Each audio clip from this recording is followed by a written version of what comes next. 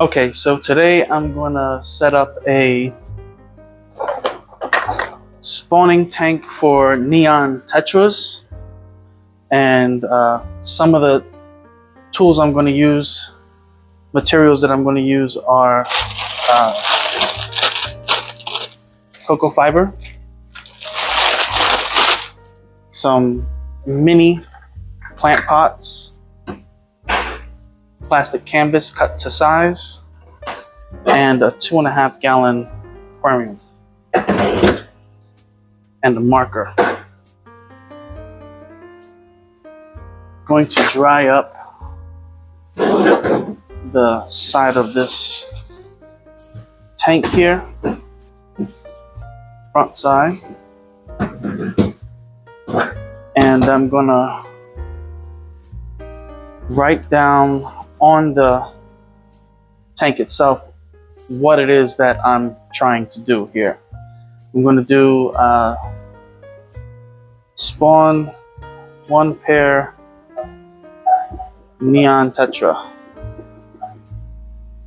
and I'm using Rainwater, cocoa fiber, and the initial date and time would be 10/7/25, and I'll be putting them to spawn sometime around, well, together at sometime around 9 p.m. Okay, and then as I go along, as things progress, I just start writing on the other sides of the tank if necessary, but this is just temporary. A standard Aqueon 2.5 gallon tank, it's very temporary. By no means are the parents meant to stay in here for any prolonged duration of time. Now, it's going to be a bare bottom. Neon Tetras like to spawn in some type of moss. They spawn early in the morning at the first dawn. And then apparently Neon Tetra fry are sensitive to light. So we have to find a dark area to place them. Now these are going to be sitting in here. The pots are going to be sitting in to keep the base up. Neon Tetras are notorious for eating their fry. So this is what I have come up with. This is my idea. Everybody's idea can change as necessary with the materials that you have available. So it'll look like that.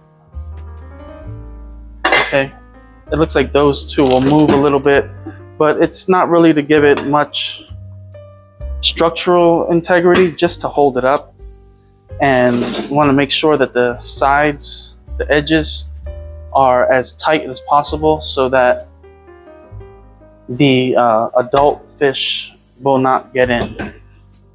I'm going to lay it a different way as well. Again, I'm going to try to see if I can get it to stay that way. I'm keeping it bare bottom because I want to have as much visibility as possible. Okay, then that's going to be your front. That's how you're going to put it.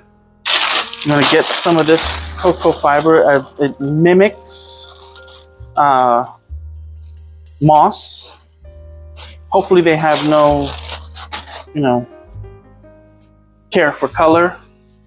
I'm going to rinse it off a little bit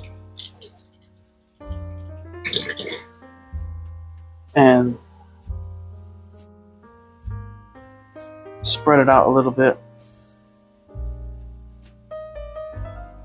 And since this will be my first time attempting to breed, spawn these guys, this will be a little journey for all of us.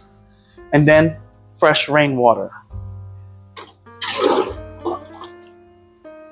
The water should be acidic and soft for Neon Tetras to spawn.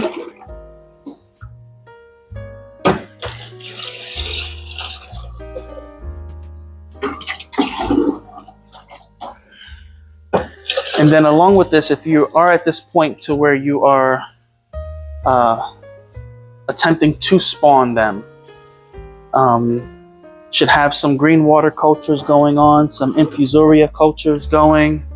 That way you have something to feed the babies once they are free swimming.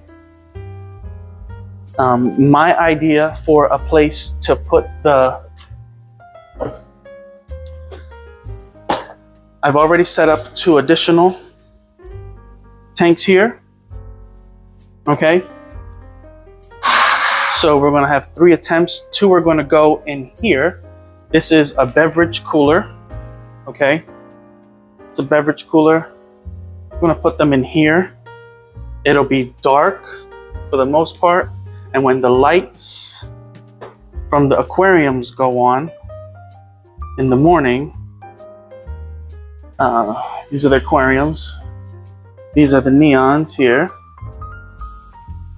When the lights go on in the morning, they'll get some light, but not a lot of light. And hopefully that will trigger them to spawn. The others will be placed in a separate room on a different temperature with similar circumstances. And hopefully something good will come out of it. I will continue making the video a little bit later as far as catching them and placing them into their spawning tanks in the designated areas.